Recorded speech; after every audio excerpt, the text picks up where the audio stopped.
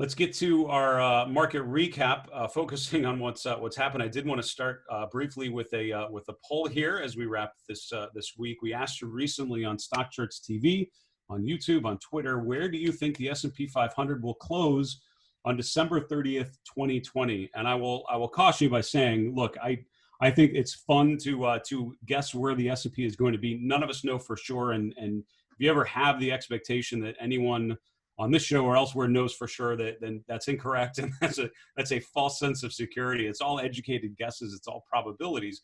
Having said that, I think having a base case in mind can be really, really helpful. You always hear me talk about, or often hear me talk about, my base case is XYZ, and I'll tell you what that is for the S&P here momentarily if you missed it. So I asked all of you, essentially, what's your base case for stocks going through year end? 33% of you, about 1 in 3, said the S&P will close the year above 3,600. That's another 200 points above where we're at today. 31% of you said between 3,400 and 3,600, basically between where we're at and 200 points positive. 17% of you said, at where we're at now, we're 200 points below, and 18% of you said below 3,200. So couple quick observations. Number one, 64% of you, almost 2/3 of you, said we'd basically be above current levels at the end of the year, which, I can't say, I mean, there's a valid argument as to why that could certainly be the case, but it's certainly leaning more bullish than I might expect with us at the previous highs. Only 18% of you said we'd be below 3,200. 3,200 is not that far away. That's 200 points down, right? So when we talk about things like a 10-15% correction, that quickly gets us down to to levels like 3,200 that seem so far in the rear view mirror, but it very quickly can be coming closer. I didn't vote in this. If you asked me to vote, I would probably say between 3,200 and 3,400. I don't think that means we won't get above where we're at. I think we will get both above and below where we're at by the time all is said and done. The question is, what's the trajectory between now and then? I think that's the game of trend following, to be honest with you, right? Is focusing on the trajectory, focusing on the trends, and seeing what we can see. Let's get to our weekly wrap, really focusing on the evolution of the trends over time. And we'll touch on some of the movements today as just a quick recap. The S&P essentially was flat, mid caps, small caps, everything essentially sideways. And again, given the big move that we had out of the lows, bonds were weaker today, really spent the afternoon sort of lightening up. And then gold a little bit lower, silver lower as well. And that's coming off of yesterday where they had like a nice bounce off of the sell-off. Looking at the S&P and just thinking about the base case here, again, I think the fact that we've reached 3,400 is a level a lot of people, including myself, when we were back here in April, it did not seem possible or anywhere near reasonable that we would round trip and get all the way back to 3,400. It wasn't the V bottom much after mid-April, right? That was sort of the V. After then, it was sort of a slow and steady rise with some notable pullbacks and notable corrective patterns as we go back up to that 3,400 level. But we've arrived, and the question now is, what next? What do we do? Some would argue, and Ralph Ekampor, when I interviewed him a couple weeks ago for charting the second half, his argument is to really propel us higher, we need to have that leadership rotation. We need to rotate away from what got us here. We're at that point where we need to have some new leadership. And I think you've seen signs of that, but not really the follow through of that. We keep coming back to this sort of default mode of the mega cap tech consumer communication services stocks going higher. And I think midweek, this is sort of what we saw here in the equity space. Others would argue it's just the path of least resistance is up. We've gotten to this point. Nothing needs to change. The same catalysts are there. The same headwinds are there. The same tailwinds are there. We could continue on and go much, much higher, at which point you load into mega cap tech, you load into biotechnology, you load into those kind of groups that have gotten us to this point, and assume that outperformance of those groups will continue over the long term. Semiconductors and others will continue to go higher. The third argument, I guess, or maybe an alternate hypothesis to that continued uptrend is that this is in fact a big double top. This is now the second peak within at the end of a cyclical uptrend. And what signs would we want to see to go lower? I think again, my base case, which we've talked about before, is I've highlighted the blue area on the chart of the S&P 500, and I think it is fairly reasonable whether you are long-term bullish and you voted S&P 3600, or you're long-term bearish S&P 3200, which is again not that far; it's only here, or even lower 3000, right, which would be the low from June. Either way, I think the best thing for all of us would be a pullback to around 3200 to 3250, which would mean a pause, a pullback to previous support. That would mean, some validation that that it's not just going to go straight up. But if you're bullish, again, these extended markets where they just keep going and going, at some point you have to feel like that's gone too far, and that at some point people will talk about extreme valuations, which I've been hearing. We're overextended, we've gone too far too quickly, and as a result, we need to sort of right size it. So I think that move back to there would pretty much satisfy everybody, because it would feel like a reasonable pullback. It could feel like the beginning of a downtrend, depending on what you're going to see next. But if and when that happens, I think that's going to be the key moment, right? Either the S&P finds support at a level like 3,200, or it does not. And if it doesn't, and we start breaking down through the 50-day, I think you need to start thinking about more further downside. And it's less the chart of the S&P, I think, that's going to be more difficult. When I think about the S&P doing things like that, I'm looking at a chart of biotechs, and I'm thinking, well, if that's going to happen, if the S&P is going to come off, then biotechs are most likely going to keep rotating lower, which means they're probably going to break down through the June lows. And if you think about it, most things, biotechs are a little different.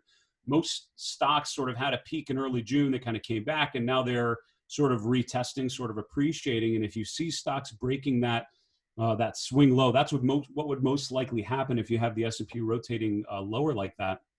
I think charts like the IBB would potentially start to look a little more negative, a little less constructive than we've seen previously. So I think it's less the chart of the S&P that would concern me. It's more what that's going to do for individual stocks, and stocks that have been in good runs, like the whole work from home names, Zooms and others.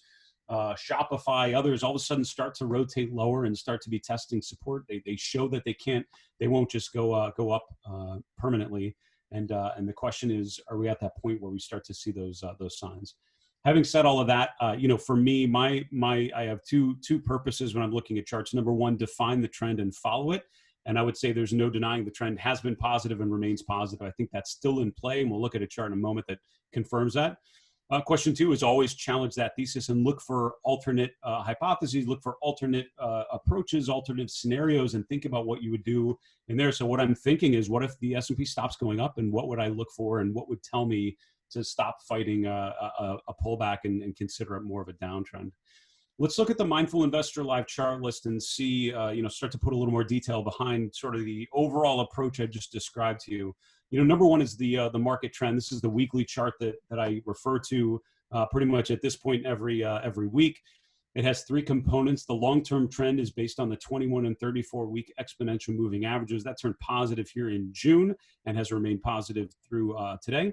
The medium-term trend is defined by the weekly PPO using the traditional settings, 12 and 26, and a 9-bar smoothing. That turned positive in May, has remained positive as well. The third piece, which is more of a quick and easy short-term trend, as defined by the distance between these two moving averages, and if that is increasing in a positive way, it is a positive short-term trend. If it slows down, it's negative.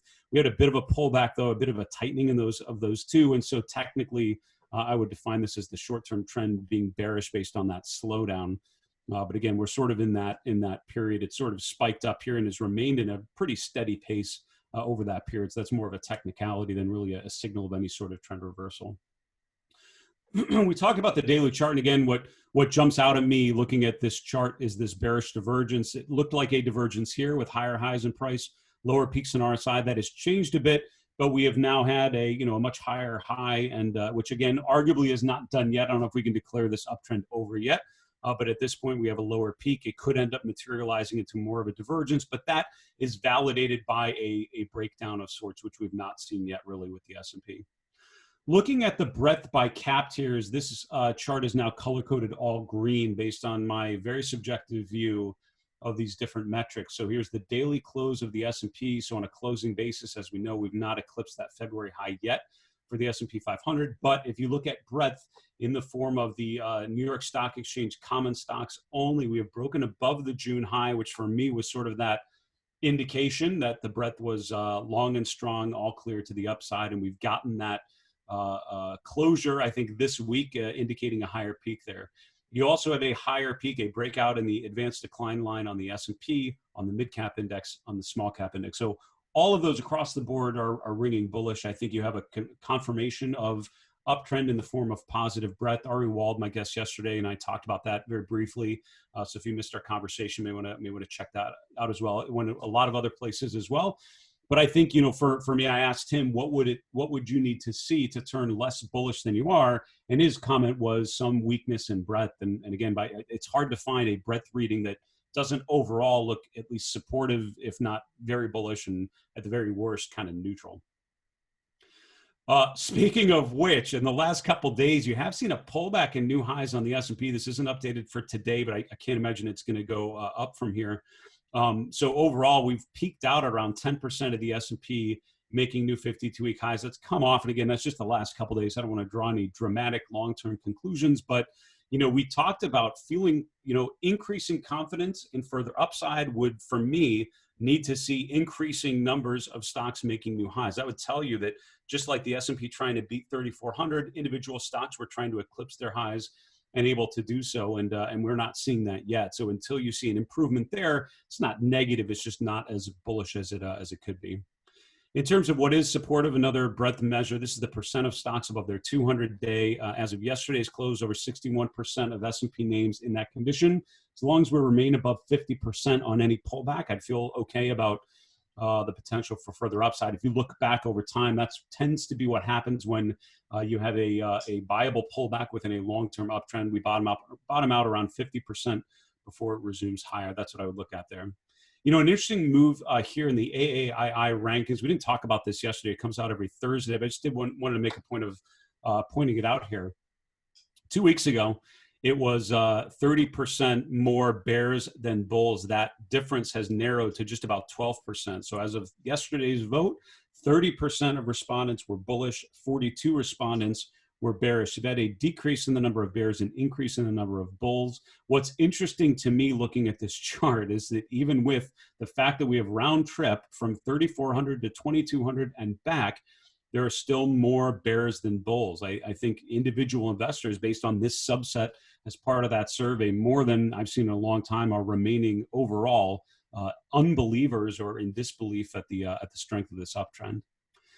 In terms of some rotations, we'll get to some ratio charts here to wrap up our wrap of the week. And I want to start just looking at the ratio of consumer discretionary versus staples. Overall, favoring consumer discretionary on an equal weighted basis certainly has been that way over the last month. What's interesting here is if you look at the ratio of consumer discretionary versus technology, remains flat essentially since the March low. Even though we think of tech as being leadership, it's not like you've gotten more from being consumer discretionary on a cap-weighted basis. And one way to actually illustrate the strength of technology outside of the XLK is looking at semiconductors. That long-term trend remains positive. So again, another sort of guidepost I would use to check myself if the market pulls back is, are semiconductors starting to struggle? Because overall, they've been fantastically strong since even before the market low in March. Just to finish off, two other charts I wanted to show you. I think number one, small caps versus large. You've seen an emergence of small caps over the last month. That's after the previous month, June into early July. Out of the June market high, you saw small caps underperforming. It felt like that was going to be the beginning of something deeper. That's actually a reverse, and it's threatening the peak from that market high in the June. So that's an interesting chart to pay attention to in terms of a continued outperformance of small caps, which means as a stock picker, I'd be looking down the cap tiers a little bit. And then finally, I just want to point out, again, the S&P outperforming global stocks. That's on the dollar, stopping its trend of severe weakening, at least for now. So it's favoring U.S. stocks over non-U.S. stocks. Hey, Grayson Rose here with StockCharts. Thank you so much for watching. I hope you enjoyed that video. If you did, consider giving it a like down below, maybe leave us a comment, and if you're new to the channel, you can subscribe at the link up above. We're gonna bring you daily content from an incredible collection of technical analysts and financial experts.